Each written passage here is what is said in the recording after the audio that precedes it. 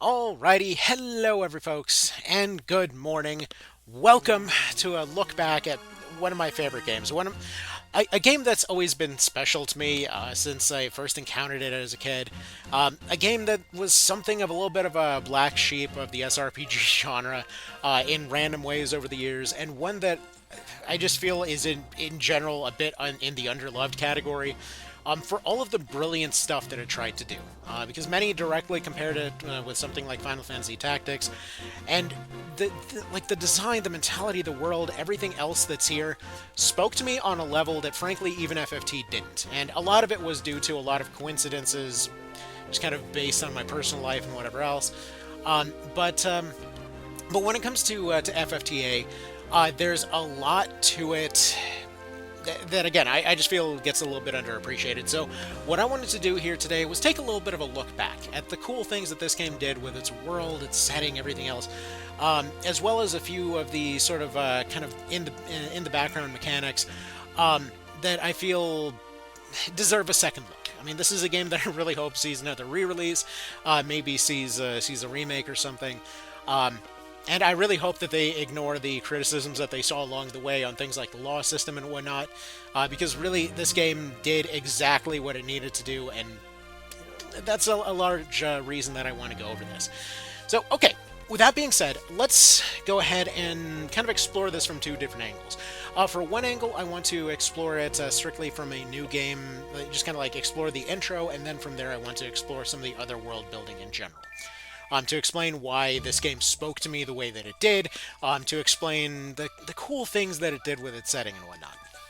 Okay, so first little detail, by the way, you might notice it said Final Fantasy Tactics Advance X. This is actually because I don't have my original save file from when I was a kid. Unfortunately, that one got run over by a car. I used to play this thing so dang often, right next to Tactics Ogre, that I kept both game carts on me at all times, and there was this one particularly late night that we were driving along, and we had stopped somewhere for some reason or other, and I had gotten out of the car, and I didn't realize that it fell out, and as we were driving away, I just heard the crunch under the tires and realized my game was missing. So it was several years later until I ended up getting another cart. But until then, I'd actually heard of a kind of interesting difficulty mod and had replayed that one a little bit of a while ago. And ultimately, that's the latest save file that I have for this game at the moment. So either way, that's what I wanted to just kind of use for today. It's basically just a few different mechanics, a few different classes and whatnot. But yeah, no. You might notice a couple of different things as far as items are concerned, but for the most part today, we're going to be talking strictly about the different mechanics, or not the mechanics, about the world. So, with that said, let's go ahead and get this intro started. So, to me personally, when it came to FFTA, right from the get-go, it basically spoke to so many things that really just hit me personally back when I was a kid. And frankly, looking back on it now, I have a far deeper appreciation for a lot of the world building that this game does, just due to the fact that it intentionally ignores its own kind of more interesting world building moments, because it's trying to follow the naivety of a child. And that as an angle hits you very different when you're a parent. It's something that struck me as these kids being dumb when I was kind of a teenager. It's something that struck me as relatable when I was, one of these dumb kids growing up. And then, yeah, going back to it now, it's like, man, this cuts surprisingly deep, actually. So, okay, let's get into this here. So, the intro, right off the bat, I just appreciate that they start this off with a snowball fight. It's the biggest juxtaposition possible. Just a big old slap in the face departure from where we left Final Fantasy Tactics. Especially from people that came directly because of Final Fantasy Tactics. They're like, I remember being kind of confused when people were selling their souls to gods and getting impaled on screen. Like, what on earth is going on here? Why is everybody smiling? I actually see people having a good time with kids. Like, this doesn't seem right. So right off the bat, I appreciate just how much of a departure that is. Because it really just kind of begins to put you in this interesting mood of like this world is just gone. There is no kind of medieval fantasy setting or whatever else anymore.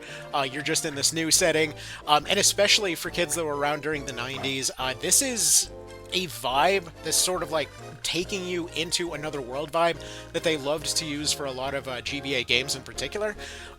So I don't know, I really appreciated that growing up. It felt like it was doing a good job of kind of conveying that you are going into this other world. It's the same thing that we saw, for example, out of the Castlevania titles that came out for GBA. It's the same thing we saw that come out of the Mega Man titles that came out for it. It's just like this idea of here's this modern world, but don't worry, you're not in the fantasy world yet, you're going to get there. Again, weird thing to start on, but let's go ahead and kind of continue on as we do here.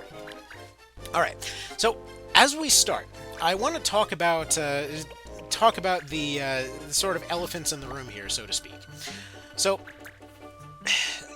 what's interesting here is that this dynamic between all these kids, like for me personally, was a kind of interesting switcheroo.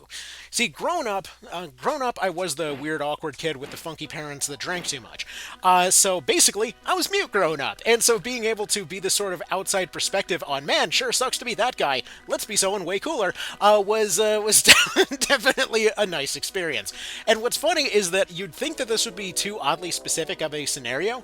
I had met at least 3 other people that were in that same boat, so it's good to see that I wasn't the only one that had that particular thing in mind. Now, with that being said, first little interesting note here is actually how people will later react to the sort of other world that creeps up. See, we see over the course of the game there will be several people that change, but it's never directly stated who changes and to what degree. So, for example, these kids, these bullies here, we do see them show up in the other world later as zombies. That there's 3 zombies that happen to share their same names. But what's interesting is that by the time we get to the outro, they don't seem to have actually changed at all. They're still doing the same old weirdness that they've been doing over here. They still were bullies. They still haven't learned a dang lesson at all. So presumably, they were just sort of cloned in this other world. The only ones that we actually see that seem to directly be impacted by the world in the long term are actually the 3 main kids as well as his dad, because they're the only ones that actually interacted with the book. So as far as the question over whether or not the world is real or not, as far as I can tell, it's basically just a sort of pocket dimension kind of thing, where the only people that actually got to be transported into it, kind of experience its world, experience its story, and whatever else, are the ones that had touched the book. So, for example, actually, I forgot about Doned and stuff like that. So, for example, we know that Mute is poor as hell. Dude's the Kenny of the group. He would not have bought that book himself. He mentions that he finds it, but he doesn't mention where he got the money for it. And so I think what happens is he ends up going and asking his dad for money for it, and essentially that's how he ends up interacting with the book, whereas the other 2 obviously are there reading it with him. Same thing with Don't. Now, I want to point out the next scene that comes out after this, because it's one of these ones that I glossed over as a kid. I didn't really think about it much, and didn't really think about how much it applied to me personally. Because I lived through this exact scenario many times. The scenario where you have a parent that's essentially going through, like, you basically have one parent that's not there, one parent that's an alcoholic, and essentially trying to talk their way out of problems all the time. In this particular case, this was definitely kind of sane-washing that particular individual. But as far as this scenario of, like, you see somebody constantly screwing up, getting themselves fired from their work, seeing that this person clearly is falling right the hell apart, even though they're pretending they're not, to the point that they're forgetting their kid at school. Like, this scene just kind of gets glossed over as like, oh, it's so goofy, he forgot. Yeah, he didn't even notice that his kid was out of school. They were walking home through what's seemingly implied to be a rough end of town. And yeah, sure enough, he just ends up going back to work. He doesn't seem to even remember that he's supposed to be working right now. Hell, he might have just been fired. We don't know. But it's interesting that they ended up getting that part in particular so right. And basically, like he's saying there, his dad was breaking down. I mean, he basically shows signs of being an alcoholic. Again, I can attest to that personally, because this scene, I didn't realize why it stuck out to me as a kid. Because at first, I didn't notice it very much. When I was young enough to the point that I didn't notice that I had a parent that was drunk, I want to say not necessarily all the time, but enough of the time that it became a problem. It didn't click at first. Like, that particular lesson was definitely not learned at the time. As I got older, as I got to be a teenager, the scene struck me very differently, because I was thinking, like, stupid, you have to do something about this. You have to stop this situation. You have to fix it somehow. You have to fix it. How do you fix it? And then as I got older, as I, had kids of my own, whatever else, like that feeling, that constant nagging feeling in the background that you might disappoint your kids, that you might not be there for them when they need you.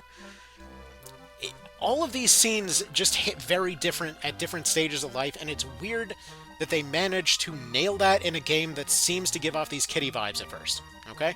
Also, by the way, a neat little kind of Easter egg here, I think. Did you ever notice on that top shelf, it kind of looks like they've got a glass pumpkin? So I think that actually might potentially legit be a glass pumpkin, because essentially, from what I understand, Night of Lotus basically paved the way for FFTA to exist, and/or it's the other way around. I think that's the way it worked.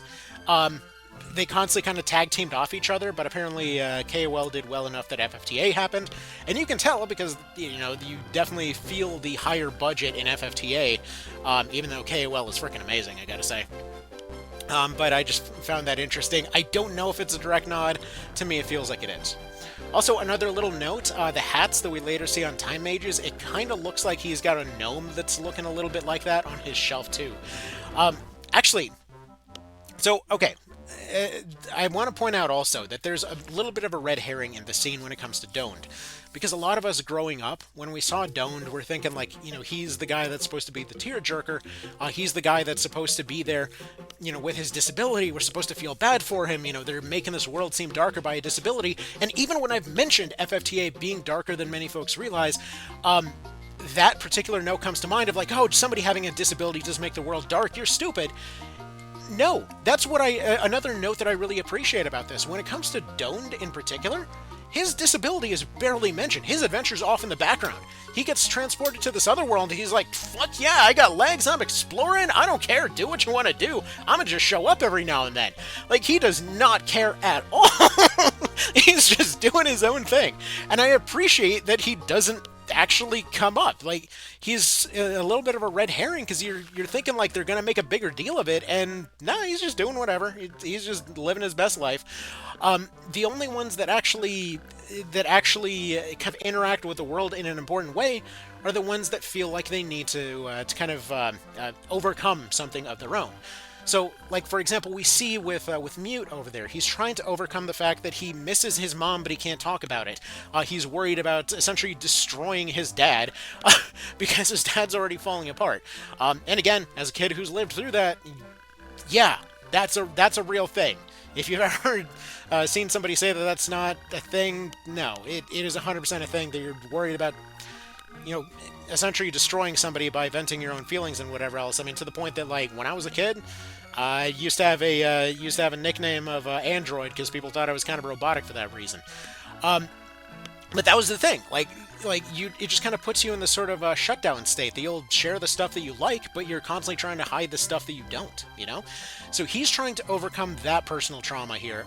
When it comes to Ritz there, she's trying to constantly make up for her own self-consciousness. She's worried about her hair situation, which is kind of a stand-in for a lot of other stuff, it seems. But she's just sort of worried about fitting in and is constantly self-conscious about that. You've got Marsh over here, whose whole issue is that he again also doesn't really feel like he belongs. He feels like he just sort of is floating out there in the world. He feels like he's not participating in his own life, more or less. He's just sort of existing. And meanwhile, we've got Doned over there. He's like, man, it'd be cool if I could do new magic stuff. Actually, maybe I could get to do that soon. Actually, like, he just throws in a wish at the last second. But we see everybody making a wish. We see the dad wishing that he could do better. We see Mute wishing that, he he had a bit more control over his life, that he had more of a support network for himself. We see Marsh wishing that he could, that he could essentially fit in with his class there and everything else. We see Ritz trying to overcome her self-consciousness, but when it comes to the other world there, we obviously see everybody getting their wishes dang near exactly. That we essentially see a system of laws created, and those laws are pretty oppressive for the people that live there. They're functionally a non-starter for everybody that's there. So at this point, let's get into two different mechanics that they changed from Final Fantasy Tactics to Tactics Advance, namely the law system and the gear system. And both of them I absolutely adore from a conceptual context. Yeah, they had bits where they could have been handled better. I personally think the laws were fine as they are. Like, if they do a remake, I personally hope that they keep those laws. And I'll explain why in a little bit of a moment here. But the idea is that there's essentially different laws every single day. There's just new laws that decide some random thing is suddenly illegal, some other thing is suddenly promoted. And again, it feels very random. For somebody going and playing it for the first time, it feels just like when they got in trouble. When they got in trouble for not touching that thing on the counter. It's just a pot. What's it gonna do to me? Why can't I touch it, Dad? Like, why can't I go and run with these scissors, Mom? Like, why can't I do this, that, or the other? And then you find yourself in this mentality of trying to get around those rules. Find yourself in this idea of getting around your situation, of trying to find some new creative way to not technically break the rules or to get a cookie for doing the right thing. So to that end, we're actually now going to go and load up a save file here and then explore that idea further. All right, there we go. That's a bit more like it. Let's go ahead and get into this here. So, okay, let's go ahead and explore both of those concepts one after another. So, first and foremost, I want to first actually delve into the equipment, because the laws are going to be a way longer topic, but I want to delve into the equipment in particular. Oh, wait, sorry. Throat's doing funny stuff again. Alright, so it looks a little bit like this. So they changed the way that equipment works in this game, as well as how skills work. So back in Final Fantasy Tactics, the way that you would progress your character, I mean, I assume most of y'all have played it, but just kind of recap here, was that you would essentially go into fights, and as you completed actions, every action that you did gave you a small amount of JP as well as a small amount of XP. You could then equip a skill to improve either of those, but the idea was that if you got your experience up high enough, you got a level, all of your stats went up. At certain increments, you got more important stats like speed that went up, or physical attack or whatever else. And this was all kind of kept in check by the bravery and faith system, which was meant to sort of lean people in sort of a magical or physical direction. It did a lot of cool stuff, kind of leaning into the sort of mentality of faith. And to my mind, that's the big strength of that system, that your bravery and faith have such a big impact on the way things are handled. And this is similarly why I appreciate how equipment is handled when it comes to Tactics Advance, because it also has its part to play. Whereas beliefs were a huge part of FFT, exploration is a big part of Tactics Advance. And so, for example, when you acquire a new weapon, you immediately can use whatever skill happens to be on that weapon, but if you want to master it over time, you have to use it for a decently long time. And this applies to all of your pieces of equipment that can have some sort of skill on there. I don't remember if this guy's got anything right now, but effectively, every piece of equipment that you've got could potentially have a skill on there. This is a fairly endgame file, so I'd assume, yeah, there we go. We've got some equipment that still does stuff. But the cool thing that this does is that it gives so much added value to early game gear. It gives you so much extra value to the stuff that you otherwise would have thrown away. And again, if we've played FFT, we threw away that old equipment. It was no longer relevant. It was just a tool to get us to where we needed to go. You get the new stuff, you get the special stuff, all the old stuff right in the garbage. But the mentality the sort of hoarder mentality that FFTA puts you in is, again, very solid to that premise of how a kid sees things. Like, I need to keep this in case it's useful for something. I need to keep this cardboard because I might be able to put enough of it together to make a submarine. I need to keep this this kind of carton of eggs around so that I can make a shield out of it. I need to keep this random pile of Legos over here because if I put it over here, it's my security system, guys. This sort of imagination of getting new skills from the equipment that you've got not only does a good job of kind of putting together the world a bit more as to why people are carrying around such weird equipment, why they don't upgrade equipment to statistically higher stuff, but it also leads to a very good emphasis on exploration, because these... Like, everyone can relate to that whole thing of you play an RPG, you get a new piece of equipment, they're like, this is handed down for millennia from my ancestors from frickin' space or whatever, and it's like, wow, this thing's worse than this knife I've got in my pocket, and you just throw it away. And that sucks as far as extra content goes, and this time around, every random piece of equipment is just potentially a new skill for you, and that's exciting. It tends to lead to a much more vibrant feeling skill system, in my opinion. Where, like, even when you eventually get your sort of final weapons and whatever else, it sometimes feels like a waste to use a statistically more powerful weapon because, hey, you might be missing a skill or something that it could have potentially given you. So, I don't know, I really, really, really appreciate that. Yeah, it definitely made this friggin' item list obscenely long, I will say. Yeah, we'll just go ahead and give her the Madoo here, because I don't feel like finding the last letter anymore. Anyway, so the idea, though, is that, it gave a bunch of extra value to exploration, it gave a bunch of, just a lot of extra nice feelings to stuff that otherwise would be fairly kind of trashy content. Like, you missed some early game piece of equipment, and suddenly, it still holds value 100 hours in or something, So I really, really appreciated that, and obviously there's other stuff that happens as well. Like, for example, every time that you turn somebody away from joining your team, they leave crying, because every kid's afraid of making somebody cry, making them feel sad. Like, it does definitely kind of pull on your heartstrings a little bit, but it does feel like something that a kid would expect, Further, leading into this interesting angle of everything is designed from a child's perspective here, I want to talk about the layout of the world. And you might notice that, yeah, I just kind of paired up a bunch of icons that looked similar, because there's only one location in the game you can't actually change the location of. Actually, I think possibly two. Because, think about it, when you were a kid, when you were staring out the window of, mom and dad's car, and you're seeing stuff passing by, you don't know where it is in relation to anything else. You don't even know the right direction to go half the time. Hell, the other day my son started yelling at me as we were on the way home from school, "No, Dad, home's that way," because that's where, like, one of his classmates lives. Like, kid, that is the completely wrong direction. What are you talking about? Like, no, you don't understand. He told me that that's the way to go home. It's faster that way. Like, no, we live in the totally opposite direction. But he said that way's faster. Like, But this mentality of kids completely not understanding where stuff is in relation to something else, it's beautiful here. You get to create your own map, but it also leans into that mentality of they genuinely just don't know where the fuck to go. So I love that, again, as a bit of a concept here.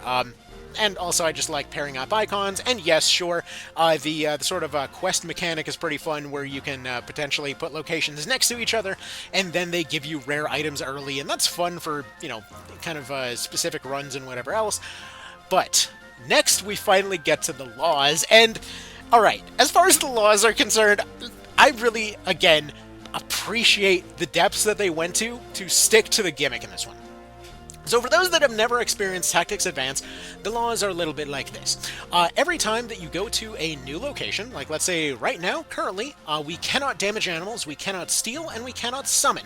But we get additional cookies for going and doing combinations if we inflict status effects, if we use the aim skill, or if we use gunmanship. Let's say we travel over here. Okay, now we can't steal, summon, or use skills, but techniques are fine. And you can tell the people that made this were definitely Phantasy Star fans. Anyway, But as far as these little technicalities, the way that that the world works, I want you to think about something real quick. Because remember that this world was essentially made from Mute's mind, right? That essentially he was looking for a world that made him feel safe and in control. The entire premise of the game is essentially you trying to get through to him, like, no, you don't understand, your control is fake. That while this world itself is idyllic, it isn't real, and essentially the only thing you accomplish at the very end is that you get him to come to terms with the fact that this control is just a coping mechanism. You get him to finally kind of come to terms with his grief that he lost his mom. He can't bring her back.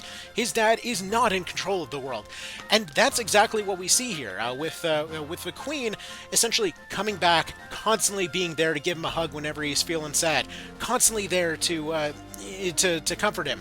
When we see his dad, he's completely in control of everything. He controls the law system. He cannot be questioned. And then, of course, we've always got Easel over here, who's basically the cool uncle who just sort of happens to have anti-laws that he invents, that just sort of happens to show up and allows you to circumvent the rules, just like... and every time that something happens that makes him upset, he makes the rules more draconian. We see them going from, like, you can't use basic items early on to, like, you can't use broad categories of skills towards the endgame. Like, the entire system is based around this idea that you will use a kind of diverse skill set in order to get around the technicalities of the day.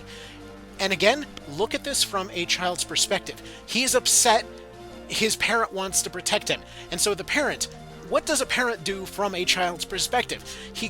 They go in and essentially enforce rules that seem random, that they seem like something that the child completely doesn't understand. It must just be some random bullshit they're pulling out of their ass that day, you know what? That's why they, for example, can't go and leave their iPad with the sun on top of it. It's why they can't put their shoes on backwards. It's why they can't wear that particular coat today, because it'll end up getting wet.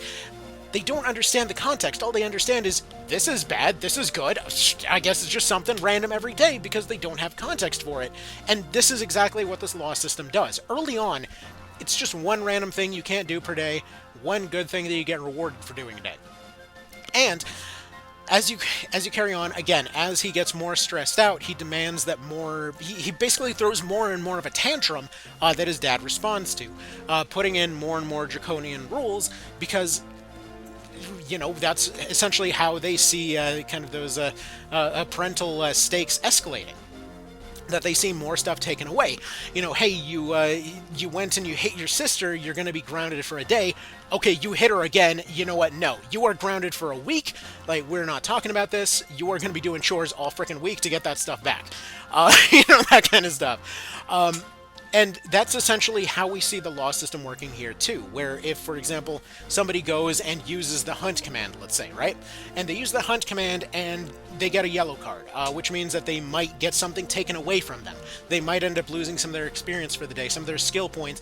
They lose their snack, right? But they don't necessarily get grounded. If they end up finishing off a unit with this skill, if they do it more than once, that's when they get grounded. They get thrown into jail, because to a child, the difference between jail and grounding doesn't really seem that different. Because how do you explain jail to a kid? Well, it's like grounding for grown-ups, you know? And that's exactly what happens in this world here. So I just love that sort of attention to detail there. But again, to sort of expand on this further, that same mentality of, like, you know, you got your favorite thing taken away, so how exactly do you get it back? Well, you have to do the opposite. That's how you end up getting to go play with your friends. And what are those points for? Combo attacks between your units. You get to go play with your friends if you follow the rules. Like, that's just beautiful to me, man. Like, everything about this. When I was a little kid, felt immersive. When I was a teenager, it felt dumb. Nowadays, looking back on it, it's like, this is exactly how the relationship between our kids and I work. This is just, from top to bottom, perfect in that particular respect. So yeah, I really appreciate that element of the world design there. And on top of that,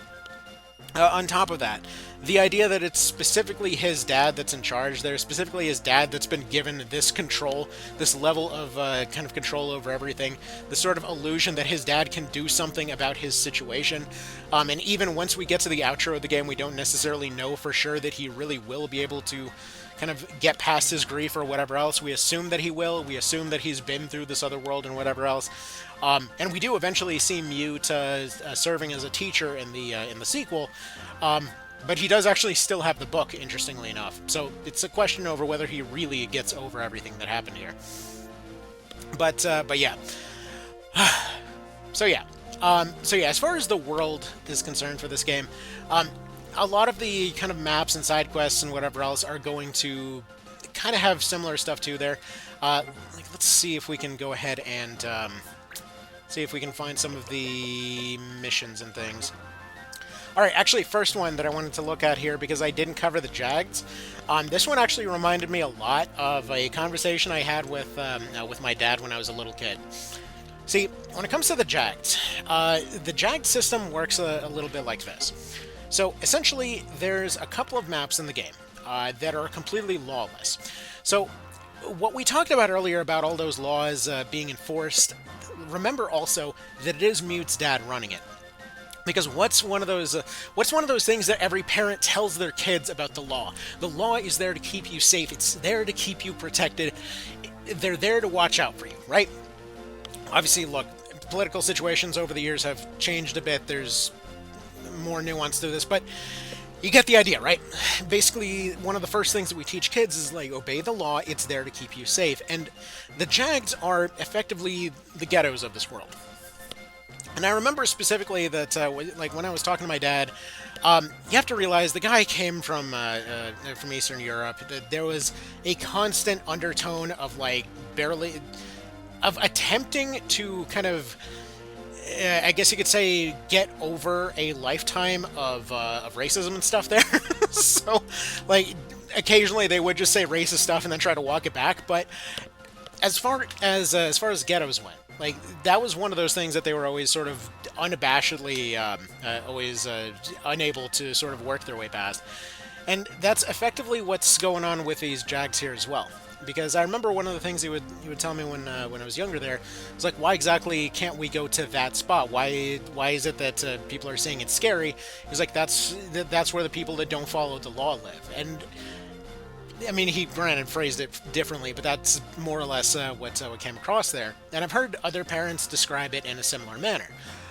Now, granted, in his case, it's because he didn't necessarily care for the folks living there, but still, that's kind of the takeaway there. But this, again, seeing this from the perspective of a child, from this idea that they've been told the law is there to keep you safe, the law is the thing that keeps everybody alive. Everybody in the FFTA universe is functionally immortal. They cannot die, because the law literally prevents them from dying. The Jagds are the exception. If you lose a unit, if you end a fight with any of your characters downed, they are permanently dead in the Jagd. And because the law is not there to protect them. It is the lawless place. You don't go there if you are looking to be safe. And this includes story characters. Like, one of those things, again, that this game gets seen as like, oh, they removed permadeath. You know, it was so much more brutal in FFT. Yeah, don't bullshit me. You reloaded every time you lost a character. Don't lie. But when it came to the Jagds here, I remember it hit me particularly hard because I lost Mont Blanc on one of my first save files through this game. Like, I used to play this all the frickin' time, and I ended up losing Mont Blanc because I didn't realize that was a mechanic. Like, why is he out of the party? I can't find Mont Blanc anymore, not realizing the dude was dead. Like, he legit just died, and it just didn't occur to me that was a thing that could even happen, you know? So, again, that same interesting mentality there, just coming in yet again. Now, let's go back to some of those previous stories there to explore this a little more. Alright, first one that I really loved here was the literal firefighting. Again, how does a kid understand, you know, firefighting? Like, they're supposed to go literally fight the fire, right? So you show up to a firefighting mission, and it's just a bunch of sentient fireballs that you literally have to fight to stop the fire. Then there's the kind of classic serial killer mission, weirdly enough. Just out of nowhere, this sounds like a news report, right? And to a kid watching the news, I'm sure like me, many of y'all ended up misunderstanding at the time that the news reports weren't just telling you stuff. They legitimately thought like, hey, this is stuff that everybody's supposed to be acting upon. And granted, I think that might be more of a grown up in the States thing. I feel like community-wise, we've got a bit of a ways to go. But as far as somebody seeing a report like this on the news, it's like, this is just a mission. You literally show up there and go fight the serial killer, and you're completely safe because, you know, the law's on your side. But they basically mention here, like, no, there's just a dead body there. You know, kid's game, it's fine, dead body. Let us know.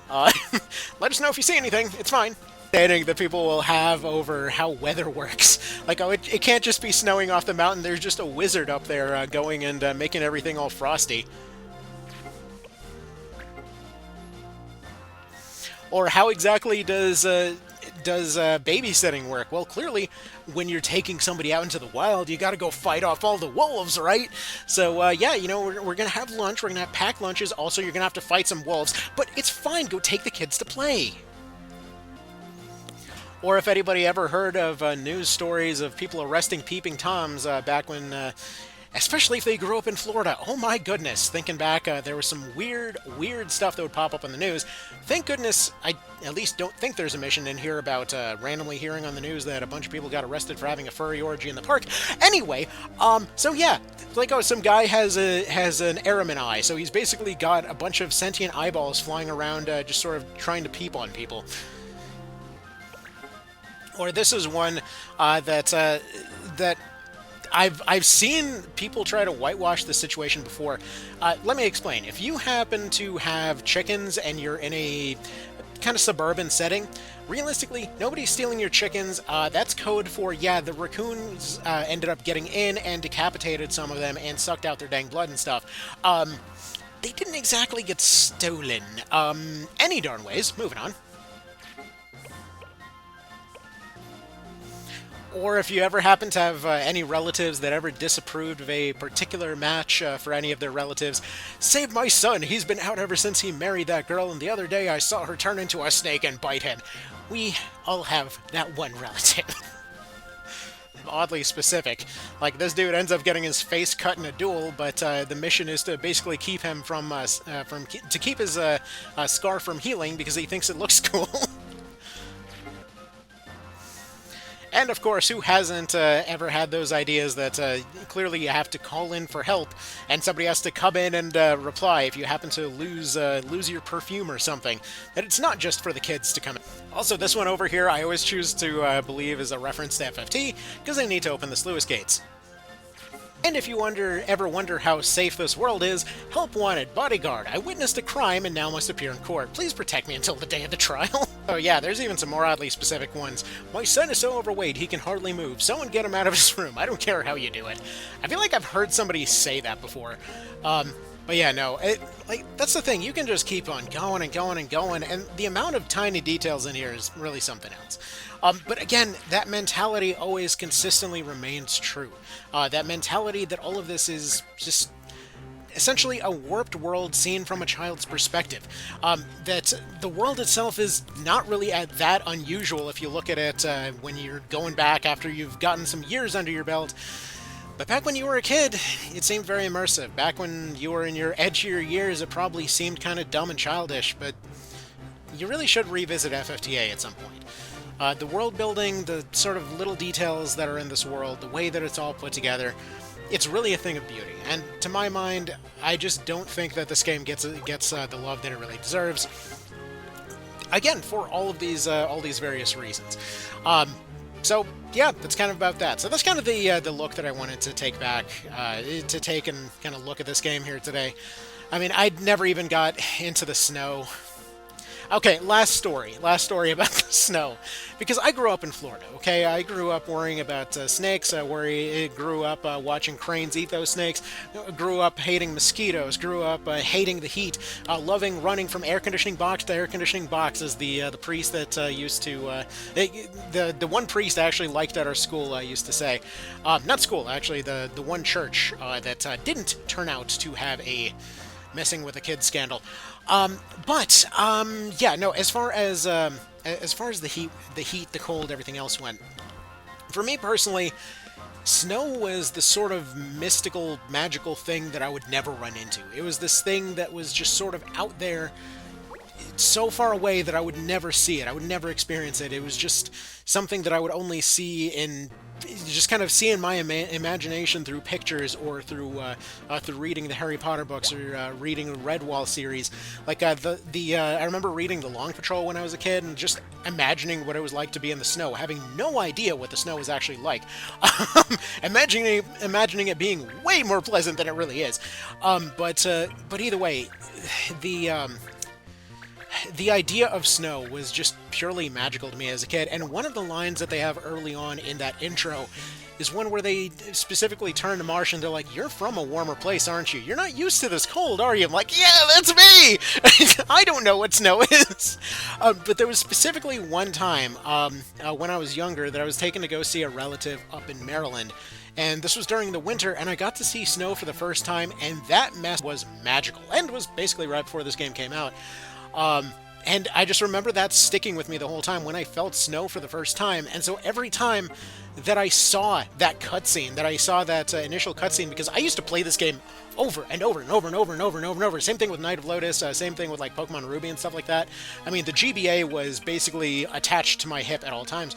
But when it came to to seeing all this stuff, like, that feeling stuck with me. That feeling of what it was like to be in the snow just forever stuck with me after that moment.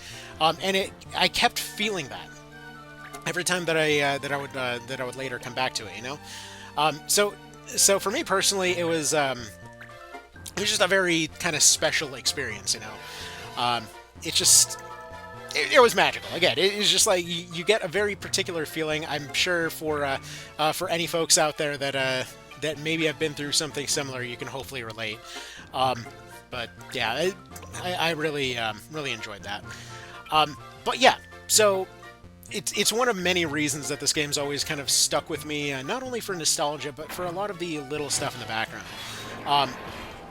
Because that feeling of being abandoned by an alcoholic parent, that feeling of not really understanding how the world worked and constantly accidentally breaking rules you didn't know you were breaking.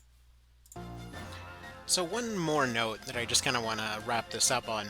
Technically speaking, earlier when I said that the game sort of ends when you finally get through to Mute, that's not exactly true. See, you can't actually even get to him without another realization happening first. See, throughout the whole thing, Mute's dad is basically enabling him. He's doing his best to support him. He's trying to essentially more or less cater to his every freaking whim. And it's understandable for a grieving parent of a grieving child.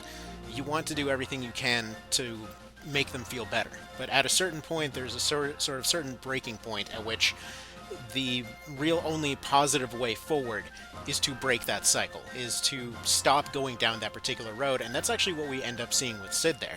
See, the game is actually uncompletable without him. Once you get to the final ending, you're faced with one of several fights against an actually invincible unit, so Lednar. So he's basically, Mute Randell, so Randall, Lednar, it's basically his doppelganger. And his alter ego is essentially protected by all the rules. He's effectively a guy that you cannot hurt by any means whatsoever until his dad steps in and basically says, "Okay, no, all rules are off the table. Like, you need to go." He finally steps up and more or less evens the playing field, so to speak. But it's kind of interesting that that's the note that they sort of end that particular thing on, that you still have to be the one to go and get through to Mute there, but he did essentially his job of sort of breaking that illusion of invincibility, of breaking that illusion of kind of rules and control that are able to make all the bad things go away, you know? So either way, it's just a very fascinating direction that they went with that. So I really appreciated how that sort of made it all come full circle there. So yeah. Also, by the way, I forgot to. I just noticed this is technically in the whole editing phase of things here. There's actually one more story I forgot to finish earlier, which is the whole why is a private school relevant to any of this kind of situation? If any of y'all ever got sent to a school that you had to pay money for your lunches or whatever else, and found out that, hey, guess what? I can starve for video games. Then yeah, you probably have lived that particular life too. Anyways, thank y'all for stopping by. I hope this was interesting, and take care.